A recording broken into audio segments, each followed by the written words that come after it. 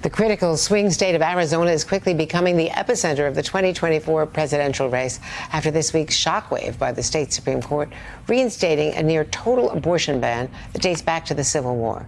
In a memo today, the Biden campaign says the issue is now more politically potent than ever. NBC News Chief White House correspondent Peter Alexander posing this question to the president on Wednesday. What do you say to the people of Arizona right now who are witnessing a law go in place that dates back to the Civil War era? Elect me. I'm in the 20th century, 21st century, not back then. They weren't even a state. Donald Trump says that the issue of abortion access should be left up to the states, but he repeatedly has been taking full ownership of the Dobbs decision that made all this possible, repealing Roe v. Wade, and after previously supporting a federal ban of differing durations. In Arizona, state Republicans in the legislature blocked attempts to let that process play out, sending the state house into recess before a vote to repeal the 1864 bill and prompting this response from Democrats when they wouldn't let it come to a vote. Shame on you! Shame on you! Shame on you! Hold the vote! Hold the vote! Hold the vote!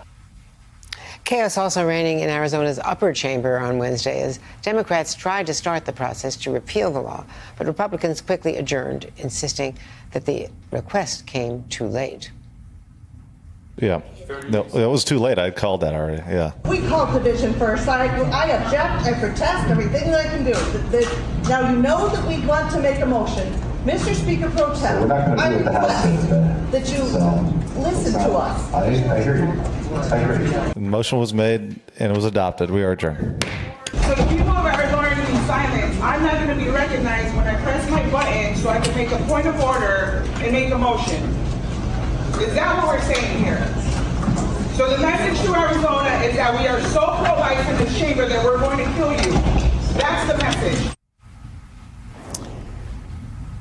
The Arizona State Senator, whom you just heard at the end of that video, Democrat Anna Hernandez, joins me now. Well, Senator Hernandez, thanks for being with us. So is that the way democracy works in the Arizona House and Senate? I mean, thank you so much for having me, Andrea. Yeah, I mean, apparently that is how the Republican majority in this state chooses to conduct business on both the House and the Senate floors. That is something that is a trend over here where we are silenced and we are not allowed to move solutions forward. And they find different ways to block us.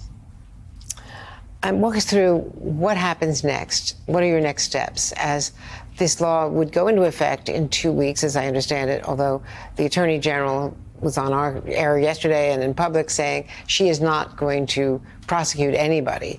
But, of course, there's a chilling effect on providers, on doctors, on clinics, and it's going to make these procedures less accessible to people. Absolutely correct. While I applaud the decision of Attorney General Mays, the reality is that we know that in 14 days, this very likely will be the law of the land here in Arizona, which means complete abortion restrictions. Because to me, any exception, the exception for the life of the mother is still so, there's no specificity in the law of what that means. So that still puts our providers in very precarious situations to make the decision based on advice from attorneys. So the next steps, we are still in session. There is still a path to repeal this territorial ban. And this is where I call on my Republican colleagues and the Republicans in majority that took no time to take to social media to make the post that they denounced this decision and that we should repeal this ban immediately. When the Democrats made that attempt yesterday, we were shut down and we were blocked. So this is where I call on my Republican colleagues to stand by their words. And if they are serious about repealing that ban, then let's get to work and make this happen in the next few days. They could have done this last session. They could have done this earlier this session. They chose not to, and they are continuing to choose not to move forward on this.